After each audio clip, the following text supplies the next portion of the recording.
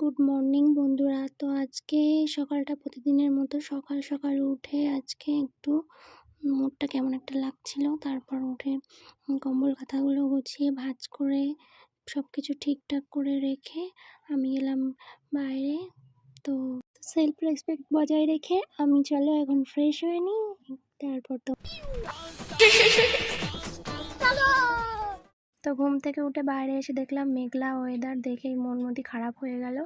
আর কি করার, সকালবেলা উঠে তুমি যদি দেখো এরকম মেঘলা মেঘলা ওয়েদার, তো তোমার মুড এমনিই 12টা বেজে যাবে, যেমন আমার বেজে গেছে। তো এখন ভাবছি কি করা যায়। সকালবেলা উঠে তো ব্রাশ করে নিয়েছি, ব্রাশ করতে করতে আমি ব্রাশ করতে চলে গেছি। ভাইকে স্কুলে যেতে বলেছে, ভাই স্কুলে যাবে না, ও এখন চলে যাচ্ছে খেলতে। সকালবেলা বেকা থোবনাটা ধুয়ে এসে বেকা বেকা মুখটা মুছে ভালো করে এদিক সেদিক দিয়ে ঘষা মাজা করে নিয়ে এখন সিমেন্ট বালি লাগিয়ে নেব, যাতে একটু ফর্সা ফর্সা দেখায়। ছেলেরা তো বলে আমরা সবসময় নাকি আটা ময়দা মাখি, তো আটা ময়দা মেখে নিই, নাহলে তো আবার বেশি সুন্দর দেখ। রেডি হয়ে তো চলো এখন একটু চুলটা আঁচড়ে নেওয়া যাক।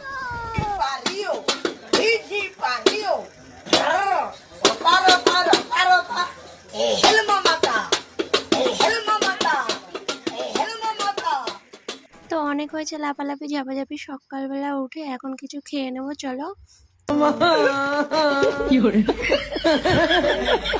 সকালবেলা নাস্তায় বিস্কুট চায়ের মধ্যে চা বিস্কুটের মধ্যে ডুবিয়ে খেয়ে নিয়ে বসে আছি। কি করব, বাইরে তো বৃষ্টি হচ্ছে, এখন কি করি।